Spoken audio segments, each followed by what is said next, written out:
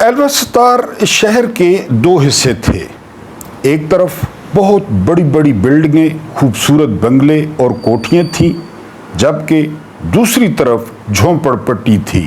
وہ بھی ایک جھونپڑی میں پیدا ہوا اور وہ خاندان میں پیدا ہونے والا 10واں بچہ تھا، لہذا اس کے پیدا ہونے پر کوئی خاص خوشی نہیں منائی گئی۔ اس کے ابو ایک سکول ٹیچر تھے اور بڑی مشکل سے گزارا کرتے تھے۔ جب وہ بڑا ہوا تو سکول کی جب چھٹیاں ہوتی تو وہ کیلے بیچتا تھا۔ ایلبستار میں سر پہ ٹوکرا رکھ کے وہ کیلے بیچتا تھا۔ جب وہ دیکھتا تھا ایلبستار کی دوسری سائڈ پہ اور وہاں کوٹھیاں دیکھتا، بنگلے دیکھتا، صاف ستھرے روڈ دیکھتا تو اس کا بڑا دل کرتا کہ وہ وہاں جائے۔ لیکن جو ایلبستار والی جو اشرافیت تھی وہ ان گندے مندے جو ہے نا وہ بندوں کو ادھر کم ہی گھسنے دیتی کہ ان کے جسم سے بو آتی ہے، ان کے کپڑے پھٹے پرانے ہوتے ہیں، ان کے جوتے بھی اچھے نہیں ہوتے۔ بہرحال وہ جو ہے نا لڑکا وہ پڑھتا رہا۔ اس کے والد نے فیصلہ کیا کہ وہ اس کو ڈاکٹری کرائے گا، ڈاکٹر بنائے گا۔ بہرحال وہ سنگاپور سے ڈاکٹر بن گیا۔ وہ اپنے ملک میں واپس آیا اور اس نے کلینک جو ہے وہ کھول لیا۔ اس کا کلینک چل نکلا۔ وہ اچھا ڈاکٹر تھا، اس کے پاس زیادہ جو ہے وہ مریض آتے، لیکن معاشرے کی صورتحال دیکھ کر اس نے سیاست میں آنے کا فیصلہ کیا، لیکن پارٹی نے اسے کوئی خاص پذیرائی نہیں بخشی۔ پھر اس نے کتاب لکھی۔ کتاب نے پورے ملک میں تہلکہ مچا دیا۔ پھر پارٹی میں اس کی جو ہے وہ عزت بڑھ گئی۔ وہ پارلیمنٹ کا ممبر بن گیا، دھکے کھاتا رہا اور 1981 میں وہ وزیر اعظم بن گیا۔ اب وہ کہتا ہے کہ میرے پاس دو راستے تھے۔ پہلا راستہ یہ تھا کہ میں اپنے خاندان کو لے کر وہ جو ایلبستار کا اسلام آباد تھا یا بحریہ ٹاؤن تھا یا DHA تھا وہاں شفٹ ہو جاتا یا پوری قوم کو وہاں شفٹ کرتا۔ میرے پاس یہ دو راستے تھے اور میں نے دوسرا راستہ اپنایا۔ میں خود وہاں شفٹ ہونے کی بجائے میں نے ساری قوم کو محلات میں شفٹ کر دیا۔ وہ کہتا تھا کہ اگر کوئی آپ لوگوں سے مچھلی مانگے تو اسے مچھلی نہیں دینی، کیونکہ اگر آپ نے مچھلی دے دی تو ایک دن اس کا اچھا گزر جائے گا، اور اگر آپ نے اسے مچھلی پکڑنے کا کانٹا دے دیا تو اس کی ساری عمر بہترین گزرے گی۔ یہ میں ذکر کر رہا ہوں one and only the prime minister of Malaysia doctor Mahathir Mohamad کا۔ یہ چھوٹی سی سٹوری تھی ڈاکٹر مہاتیر محمد کی۔ بسم اللہ الرحمن الرحیم۔ میرا نام محمود نیادی ہے اور آپ جانتے ہیں کہ ایک نیا ویلاگ آج کے دن کا آپ سے دوسرا انٹریکشن، کچھ تازہ ترین خبریں بھی اس میں شامل ہوں گی، لیکن اس سے پہلے جو ہے وہ آپ سے درخواست ہے کہ اگر آپ نئے ہیں تو چینل کو سبسکرائب کریں۔ چینلوں پہ بہت زیادہ جو ہے وہ بندشیں ہیں، 20 ارب روپے کی فائر وال ہے، ویورشپ بہت کم ہے، اور اس کا توڑ یہ ہے کہ اگر نئے ہیں تو چینل کو سبسکرائب کریں، اور جو دوست پہلے سبسکرائبرز ہیں تو وہ لائک کر دیا کریں، اور اگر ہو سکے تو ان کے فیس بک کے جو اکاؤنٹس ہیں ان پہ جو ہے وہ لنک شیئر کر دیا کریں یا اپنے دوستوں کے ساتھ کر دیا کریں۔ تو جو سب سے اہم لائن تھی وہ لائن تھی کہ میرے پاس دو راستے تھے۔ ایک راستہ یہ تھا کہ میں خود اسلام آباد میں اپنے خاندان کے ساتھ شفٹ ہو جاتا اور قوم پہ 3 ارب بھیجتا، لیکن میں نے فیصلہ کیا کہ میں اپنی قوم کو محلات میں شفٹ کروں گا۔ ملیشیا آپ کے سامنے ہے، ایک ریئل ایشین ٹائیگر، اور یہ سب سے لمبی مدت کے لیے رہنے والے وزیر اعظم ڈاکٹر مہاتیر محمد کی جو ہے وہ مہربانی ہے۔ ہمارے ہاں کیا ہوا؟ ہمارے ہاں یہ ہوا کہ ہر سیاسی خاندان نے یہ سوچا کہ وہ اور اس کا خاندان وہ اسلام آباد میں شفٹ ہو جائے، چاہے وہ کوئی مولوی تھا، چاہے وہ کوئی سیاستدان تھا۔ انہوں نے اپنے اور اپنے خاندان کی اتنی خدمت کی کہ اب آپ انگلیوں پہ گن سکتے ہیں، چاہے وہ شوگر مافیا ہے، چاہے وہ کوئی سا بھی زراعت مافیا ہے، جاگیردار ہیں، ذمہ دار ہیں، اور میں نے آپ کو بتایا ہوا ہے کہ جو آپ کی پارلیمنٹ ہے وہ ان کے نمائندوں سے بھری ہوئی ہے جو ان کے مفادات کا جو ہے وہ تحفظ کرتے ہیں۔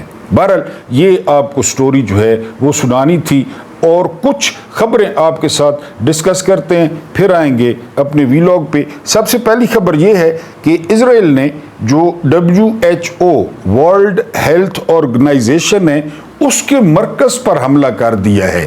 یہاں پہ اگر کوئی اور ملک ہوتا تو آپ دیکھتے یہ اقوام متحدہ کا ادارہ ہے، لیکن اسرائیل کو 7 خون معاف ہیں، اور جو WHO کے صدر ہیں انہوں نے اس کی مذمت کر دی ہے۔ اللہ خیر صلاح، اور کچھ بھی نہیں ہوگا۔ اس کے بعد جو اگلی خبر ہے یہ آپ لوگوں کے لیے بہت امپورٹنٹ ہے۔ نئی ریسرچ سامنے آئی ہے کہ جو 13 سال سے کم عمر کے بچے ہیں تو ان کے لیے یہ اینڈرائڈ جو موبائل ہے یہ بہت خطرناک ہے، اور ان کی ذہنی صلاحیتوں کو متاثر کر سکتا ہے، اور خاص کر ان میں منفی رجحانات پیدا کر سکتا ہے۔ اس کے بعد بچوں کے لیے ایک اچھی خبر بھی ہے، اور وہ خبر یہ ہے کہ گروک بیبی، آپ نے پچھلے ہفتے بڑا نام سنا ہوگا گروک کا، یہ ایک سرچ انجن ہے، تو یہ گروک بیبی کا اعلان کیا ہے ایلون مسک نے بچوں کے لیے کہ بچے جتنے بھی اپنے متعلقہ سوالات ہوں گے تو گروک بیبی جو ہے وہ ان کا جواب دے گا، اور یہ بچے اس سے کافی فائدہ اٹھا سکتے ہیں۔ اس کے بعد جو اگلی خبر ہے وہ یہ کہ پاکستان میں سونے کی قیمت نے یعنی گولڈ کی قیمت نے ریکارڈ توڑ دیا ہے، اور اس کی قیمت جا پہنچی ہے 3,61,000۔ میں نے آپ کو اکثر بتایا ہے کہ پوری جو تاریخ ہے وہ بھری ہوئی ہے سونا چاندی، اور اس نے بڑی بڑی سلطنتیں الٹ دی، اس نے بڑے بڑے غدار پیدا کیے، اس نے جو ہے نا وہ بڑے بڑے اب آپس میں بھائیوں کو اور باپ بیٹے کو لڑوایا۔ بہرحال پاکستان میں یہ بہت مہنگا ہو گیا ہے۔ اس کے بعد افسوسناک خبر ہے، مجھے بڑا افسوس ہوا ہے، 11 گھنٹے گزر گئے ہیں جب میں یہ ویلاگ کر رہا ہوں، بلکہ 12 گھنٹے گزر گئے ہیں۔ جو کرنل قادری صاحب تھے DHA سے ریٹائر تھے، اور ان کے ساتھ ان کی بیٹی تھی، اور اب پتہ چلا ہے کہ ان کی بیٹی ڈاکٹر تھی، نسٹ یونیورسٹی میں پڑھ رہی تھی، ان کی جو ہے نا وہ کوئی خبر نہیں ہوئی، وہ زندہ ہیں وہ زندہ نہیں ہیں، وہ کہاں پہ ہیں۔ ہونڈا سیوک گاڑی تھی، اور ایک تشویشناک خبر یہ ہے کہ جو ہے نا وہ ان کی گاڑی کا جو فرنٹ بمپر ہے وہ پانی سے مل گیا ہے، لیکن گاڑی نہیں ملی، اور وہ باپ اور بیٹی بھی نہیں ملے۔ مسلسل جو آرمی کا ہیلی کاپٹر ہے وہ سارا ایریا جو ہے وہ کور کر رہا ہے، لیکن میں نے آپ کو بتایا ہے کہ جو بندہ ہاتھوں سے گانٹھیں لگاتا ہے تو دانتوں سے کھولنی پڑتی ہیں۔ یہ نالے انہوں نے بیچ کھائے، نالے بیچ دیے، ہاؤسنگ سوسائٹیز بن گئی، پانی کو اب راستہ ملتا نہیں ہے، پانی جو ہے وہ نقصان کرتا ہے، اور اس نے نقصان کر دیا۔ اس کے بعد جو اگلی خبر ہے وہ خبر یہ ہے، اور یہ حیران کن خبر ہے، کہ جاپان کا ایک جیٹ جنگی جہاز یہ دوسری جنگ عظیم میں استعمال ہوا تھا، 83 سال بعد وہ دریافت ہوا ہے۔ 83 سال بعد، یعنی جاپانیوں نے اس کو دریافت کیا ہے، سارا اس کے بارے میں جو ان کے پاس ریکارڈ تھا وہ ریکارڈ میچ کر گیا ہے کہ واقعی یہ جاپانی جیٹ تھا، اس نے دوسری جنگ عظیم میں حصہ لیا تھا، اور اب اس طیارے کی باقیات وہ سامنے آ گئی ہیں، اور امید ہے کہ آنے والے دنوں میں اس کے بارے میں مزید کچھ دلچسپ حقائق جو ہے وہ سامنے آئیں گے۔ اس کے بعد ایک اور خطرناک خبر ہے ساون کے حوالے سے، اور ایک سروے بتاتا ہے کہ اس وقت سب سے جو بوسیدہ عمارتیں ہیں، سب سے اونچی عمارتیں ہیں، اور جن کی حالت سب سے زیادہ خراب ہے وہ ہیں کراچی میں، اور ان میں بہت زیادہ جو ہے وہ لوگ رہائش پذیر ہیں۔ اگر سپیل چلا جاتا ہے کراچی میں، جو سپیل پورے ملک میں چل رہا ہے، آپ کو پتہ ہے کراچی میں بھی یہی مسئلہ ہے، جو کراچی کے نالے تھے وہ اللہ خوش رکھے MQM والوں کو یا پیپلز پارٹی والوں کو، انہوں نے بیچ کھائے، وہاں پہ پلازے کھڑے ہو گئے، بلڈنگیں کھڑی ہو گئی، رہائشی اپارٹمنٹس کھڑے ہو گئے، لیکن اب وہاں پہ بتایا جا رہا ہے کہ جو بوسیدہ عمارتیں ہیں ان کی تعداد بہت زیادہ ہے، اور اگر بارش ہوتی ہے تو وہاں بہت بڑا نقصان ہو سکتا ہے۔ لیکن آپ جانتے ہیں کہ پاکستان وہ واحد ملک ہے، اور پاکستان کی حکومت وہ واحد حکومت ہے دنیا میں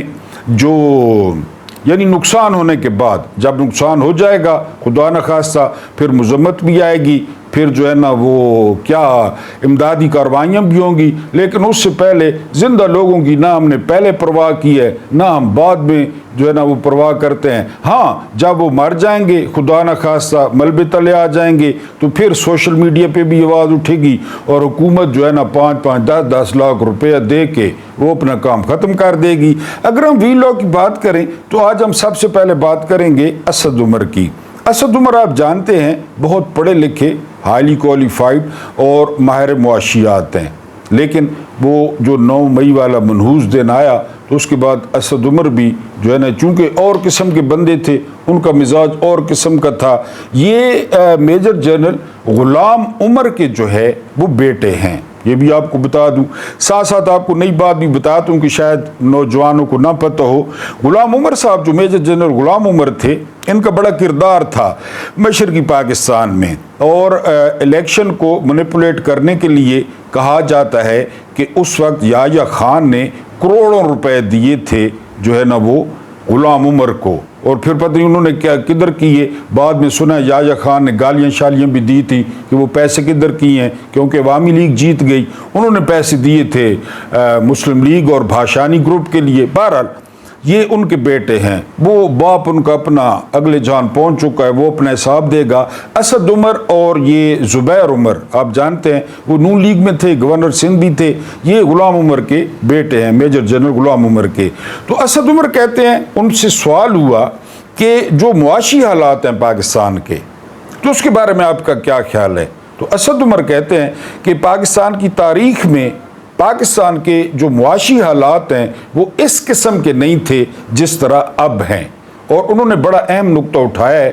اسد عمر کہتے ہیں کہ یہ جو دور چل رہا ہے یہ پاکستان کی تاریخ کا وہ دور ہے کہ ہر مہینے جو آمدن ہوتی ہے وہ گھٹ جاتی ہے، یعنی آپ 50,000 روپیہ آپ کی جو جون کی جس نے ضروریات پوری کی نا، ہو سکتا ہے کہ وہ جولائی میں پوری نہ کرے۔ پھر وہ بتاتے ہیں کہ جو اشیاء ضروریہ ہیں ان کی قیمتیں اتنی تیزی سے اوپر جا رہی ہیں اور اتنی رفتار سے اوپر جا رہی ہیں کہ آپ کی جو قوت خرید ہے وہ ہر مہینے گھٹ رہی ہے، اور یہ کوئی اتنا بڑا فارمولہ بھی نہیں ہے۔ اب دیکھیں نا کہ پیٹرول اور ڈیزل میں جو ہے نا وہ پھر 8-7 روپے اضافہ کر دیا گیا، یعنی آپ پیٹرول اور ڈیزل جون میں اور قیمت پہ ڈلواتے تھے، جولائی میں آپ اور قیمت میں ڈلوا رہے ہیں، تو آپ کی آمدنی گھٹ گئی۔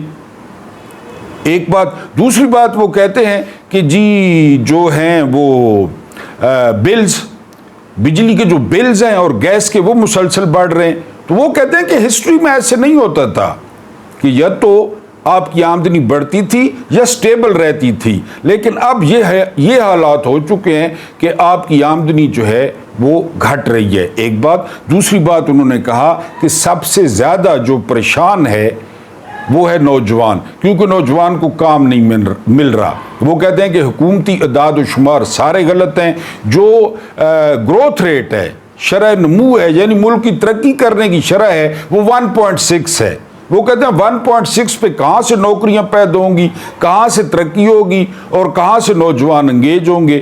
تو یہ انہوں نے بڑی ڈیٹیلڈ جو ہے وہ گفتگو کی ہے، اور انہوں نے معیشت کو جو ہے وہ خطرناک قرار دیا ہے۔ ابھی کل پرسوں فیلڈ مارشل صاحب اسپیشل تاجروں سے ملے ہیں، لیکن تاجروں سے ملنے سے کیا ہوگا، سرمایہ کاری آ نہیں رہی بیرونی۔ بہرحال یہ اسد عمر کے خیالات ہیں کہ پاکستان کی ہسٹری میں ایسا کبھی نہیں ہوا۔ اس کے بعد 12 اکتوبر 1999 کو ہم چلتے ہیں۔ 12 اکتوبر 1999 chief of army staff general Pervez Musharraf اور چیئرمین جوائنٹ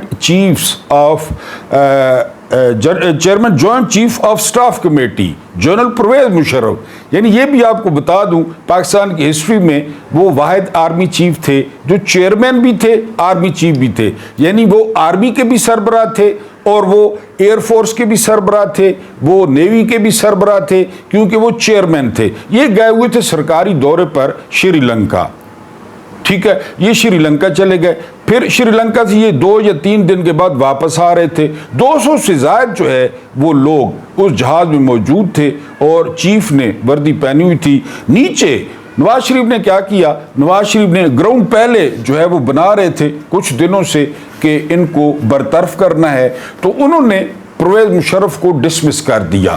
نہ صرف پرویز مشرف کو ڈسمس کر دیا بلکہ انہوں نے انجینئرنگ کور کے lieutenant general Zia Uddin but کو چیف آف آرمی سٹاف بنا دیا۔ یہ پاکستان کی ہسٹری کا پہلا موقع تھا کہ انجینئرنگ کور کے کسی لیفٹیننٹ جنرل کو آرمی چیف جو ہے وہ بنا دیا گیا، سٹار لگا دیے گئے، اور پائلٹ کو حکم دیا گیا، اس وقت پی آئی اے کے چیئرمین تھے شاہد خاقان عباسی، پی آئی اے کو حکم دیا گیا کہ وہ جہاز کو جہاں مرضی لے جائے۔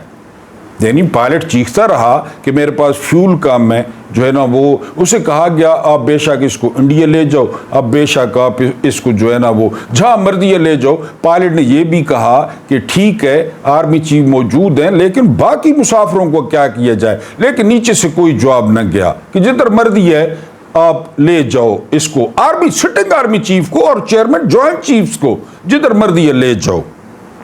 بہرحال نیچے جو ہے نا وہ مشرف کے جو ہے وہ وفادار جو جرنیل تھے وہ موجود تھے۔ یہ جو ہے نا چیف آف جنرل سٹاف جو ہے نا شاہد عزیز، یہ میں کسی دن آپ کو کتاب سے پڑھ کے، یہ بڑا تھرلنگ واقعہ ہے کہ یہ سارا کس طرح ہوا۔ آپ نے کومنٹس میں لکھا نا، میں آپ کو پورا واقعہ سناؤں گا کہ جرنیلوں نے نیچے ایک فلم کی طرح جو ہے نا وہ ریئیکٹ کیا۔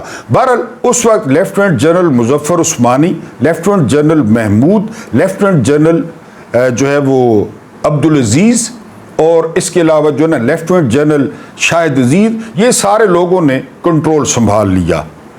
کنٹرول سنبھالنے کے بعد انہوں نے مارشل لاء لگا دیا، پھر مشرف آ گئے، لینڈ کر گئے، ظاہر ہے، اور پھر اس کے بعد انہوں نے رات کو 12-1 بجے سپیچ کی، وہ میں نے بھی سنی تھی، کمانڈو جو ہے نا وہ لباس میں کہ جی ملک میں مارشل لاء نافذ کر دیا گیا ہے۔ نواز شریف گرفتار ہو گئے، شاہد خاقان عباسی گرفتار ہو گئے۔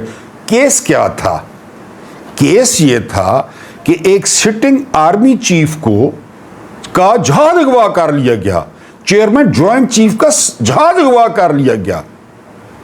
ٹھیک ہو گیا، کیس چلا، نواز شریف کو عمر قید، شاہد خاقان عباسی کو 16-17 سال قید ہوئی کراچی میں، یہ سزا ہو گئی۔ ٹھیک ہو گیا جی۔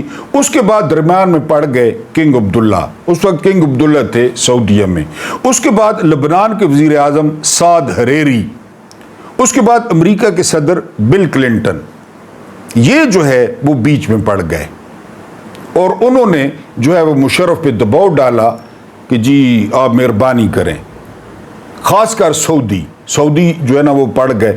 بہرحال جی این آر او ہوا، پورے خاندان نے انگوٹھے لگا کے دیے، پورے خاندان نے سائن کر کے دیے، 10 سال واپس نہیں آئیں گے، 10 سال سیاست میں حصہ نہیں لیں گے، اور راتوں رات ساتھ والی بیرک میں غوث علی شاہ تھے، ان کو بھی نہیں پتا تھا، خان سامے، باورچی، مالشیے، دھوبی، کوئی پتہ نہیں 22 سوٹ کیس، سب کو لے کر سرور پیلس پہنچ گئے این آر او کر کے۔ یہ فیلڈ مارشل صاحب کو یاد کرانا تھا جو آج کل حکومت میں ہیں، 9 مئی وہ جو آج سزائیں ہوئی ہیں 10 سال۔ وہ مطیع اللہ جان نے کہا کہ باٹا والے ریٹ لکھتے ہیں 21.99 روپے، 4.99 روپے باٹا، 10 سال، یعنی وہ فوٹو کاپی پہ نام چینج 10 سال، نام چینج 10 سال، ہاتھ کانپتے ہوئے 10 سال، سب کو 10 سال۔ مقدمہ ہے 400 لوگوں پہ، سزائیں ملی ہیں 32 لوگوں کو۔ بقایا آپ پوچھیں گے بقایا کدھر گئے؟ بقایا نے پریس کانفرنس کر دی، یہ کیس ہے، قومی سلامتی کا مسئلہ تھا، اسٹیٹ پہ حملہ تھا، فوج پہ حملہ تھا، تو ان کو بھی رگڑے۔ یعنی جس گاڑی کے اندر اندلیب عباس اور ڈاکٹر جاسمین راشد اکٹھی تھی، ایک ہی گاڑی، جاسمین راشد 2 سال سے جیل میں، اندلیب عباس موجیں کر رہی ہے، یہ ریاست پہ حملہ تھا۔ ادھر چیف اور چیئرمین جوائنٹ چیف کا انہوں نے جہاز اغوا کر لیا، ان کو دیا ہوا ہے، اقتدار دیا ہوا ہے۔ وہ بڑا حملہ تھا 4 فوجوں پہ، یہ بڑا حملہ تھا، وہ موجیں کر رہے ہیں، یہ دن اسی طرح۔ اچھا، پھر توہین عدالت لگانے جا رہے تھے سجاد علی شاہ، नवाज शरीफ पे, सुप्रीम कोर्ट पे हमला। वो अभी यूट्यूब पे निकाल लें, सुप्रीम कोर्ट पे जंगले फलांगे, दीवारें फलांगे। जो जज थे ना, जज, उन्होंने मेजों के नीचे छुप के जान बचाई, क्योंकि ये गुजरांवाला, गुजरात, लाहौर से बसें भर के लाए थे गुल्लू भट्टों की। पहले उन्हें नाश्ते करवाए, नाश्ते तैयार करके उनको सुप्रीम कोर्ट भेजा। यही थे 25 साल तक हर आर्मी चीफ कहता रहा इन दो खानदानों ने मुल्क बर्बाद कर दिया है। हर चीफ, इन दो खानदानों ने मुल्क बर्बाद कर दिया है। यही थे। आज अहमद खान बच्चर 10 साल, बिलाल 10 साल, चट्टा साहब 10 साल, सबको 10 साल दे दिए। मैंने कहा थोड़ा मेमोरी, खासकर जो व्यूअर्स को न पता हो, और फील्ड मार्शल साहब या जो मिलिट्री स्टैब्लिशमेंट है, कि जी ये वो खानदान है। इन्होंने कहा था आर्मी चीफ को इंडिया ले जाओ, बहरा अरब में फेंक दो, हमारा क्या, हम तो इक़्तिदार में बैठे। फिर उन्होंने सही फेंटा लगाया, बनता भी था। फिर वो साइन करके 10 साल ये हरम में बैठ के झूठ बोलते रहे कि हमारा कोई मुआहदा नहीं है। वो प्रिंस मकरन, इंटेलिजेंस चीफ, वो इस्लामाबाद में आ गया। उसने इस तरह जो है ना मुआहदा, इस तरह, यानी पूरे प्रेस के सामने, ये भी यूट्यूब पे निकाल लें, उसने मुआहदा दिखा दिया कि ये मुआहदा किया 10 साल का, ये साइन मौजूद है। वफात का भाई था मकरन, कि ये मुआहदा किया इन्होंने। पीछे 10 साल इनके सपोर्टर, इनके लीडर, वो झूठ बोलते रहे कि कोई मुआहदा नहीं है। तो मैंने कहा मेमोरी रिफ्रेश कर दूं उन पे। वो एक मुख्यमंत्री है, एक वजीर आजम बना हुआ है। मुतालबा क्या था, मुद्दा क्या था? माफी। मुद्दा ये था, मैंने आपको पहले बताया था ना कि हर यजीद ये दुख लेकर दुनिया से चला गया कि हुसैन ने बैत नहीं की, खानदान ज़िबा कर दिया, बहनों को रस्सियों में जकड़ दिया, बेटे का गोश्त हथकड़ियां खा गई, बैत नहीं मिली, सर मिल गए, नेज़ों पे सर मिल गए। हमने जिस्मों के टुकड़े टुकड़े कर दिए, दफनाने वाला कोई नहीं था, बैत नहीं मिली। अफसोस, फिरौन डूब गया, मूसा और हारून मेरा रोब मान लें, नहीं माने। इसी अफसोस में गए। शद्दाद जन्नत में पैर नहीं रख सका, इरम में। उसका कभी बताऊंगा कि वो जन्नत क्या थी, आप सुन नहीं सकेंगे कि वो उसने किस तरह तैयार की थी। कमेंट्स में बताना है, लिखना है कमेंट्स में। मैं आपको जन्नत का तारुफ बताऊंगा कि वो इरम, उसका नाम था इरम। कोई कहता है जन्नत का नाम इरम था, कोई कहता है इलाके का नाम इरम था। बहरहाल ये कंफर्म है कि इरम नाम था, अलिफ रे मीम। वो मैं आपको तफसील बताऊंगा कि उसमें क्या था। उस जन्नत में कदम नहीं रख सका, और दरखास्त भी की, घोड़े से उतरने लगा, दरखास्त भी की। उन्होंने कहा नहीं जी, मोहलत नहीं है, नहीं देख सका जन्नत। यजीद बैत नहीं ले सका, फिरौन नहीं डरा सका हारून और मूसा को। हसरत लेके डूब गया, यजीद हसरत लेके मर गया। यहां पे किसी ने माफी नहीं मांगी। यही मुतालबा था कि जी वो माफी मांगे, बैत कर लें। उनके घरों राब्ता किया गया, उन्होंने कहा नहीं जी। तो फातिह कौन ठहरा? इमरान खान। मैंने आपको बताया कि जंग का नतीजा मैटर नहीं करता, बिल्कुल। जंग जो लड़ने का स्टेमिना है, जो हौसला है, जो जिगरा है, वो मैटर करता है। वैसे तो नहीं कहते ना कि जिस धज से कोई मकतल में गया वो शान सलामत रहती है। धज से मकतल की तरफ जाना, बहनों से मुलाकात नहीं करने दी गई, क्यों? अहम है, हम डाढ़े हैं, हमारे पास बंदूकें हैं। और ये मैं इन लेलों को बता दूं, ये मैं आपने लिख के रखना है कि वो कब तक बर्दाश्त करेंगे कि हमारी बंदूकों पे ये हुक्मरानी करें, मौजे ये करें, गालियां हमें पड़ें। बताया ना, ये कब तक? सिकंदर मिर्जा को चीफ जस्टिस जो है ना वो मुनीर ने कहा कि जो मर्जी ये करो, बंदों को औरत करार दो, औरतों को मर्द करार दो, हिजड़ा करार दो, तुम्हारी मर्जी है। सिकंदर मिर्जा ने क्या किया? सिकंदर मिर्जा ने मार्शल लॉ लगा दिया, ठीक हो गया। 24 घंटे नहीं गुजरे, 24 घंटे अयूब ने कहा बंदूकें मेरी, फौज मेरी, तोपे मेरी, ताकत मेरी, 6 फुट 3 इंच कद मेरा, सुर्ख सफेद गाल मेरे, हुकूमत ये करे। शाम को पहुंच गए, जनरल बरकी था, 2-3 और जनरल थे, उन्होंने गुस्सुन्ने थे, मुक्के थे, चंडा मार के इस्तीफे पे साइन करा लिया। तो ये ज्यादा खुश ना हो, ये खुश ना हो कि सत्य खैरान नहीं है, ये भी 27वीं तरमीम आने दें। उससे पहले बेहतर है कि सारे आपस में मिलके कुछ जमहूरियत वाला कर लें, आइन बचा लें, तो मुल्क के हालात बेहतर हो सकते हैं। अल्लाह पाक आपको आसानियाँ अता फरमाए, आसानियाँ बांटने की तौफीक अता फरमाए। मेरा रब करीम आपके और मेरे मरहूमीन की मगफरत फरमाए, उनके साथ अदल का नहीं रहम का और एहसान का मामला फरमाए। मुझे बर्दाश्त करने का बहुत बहुत शुक्रिया।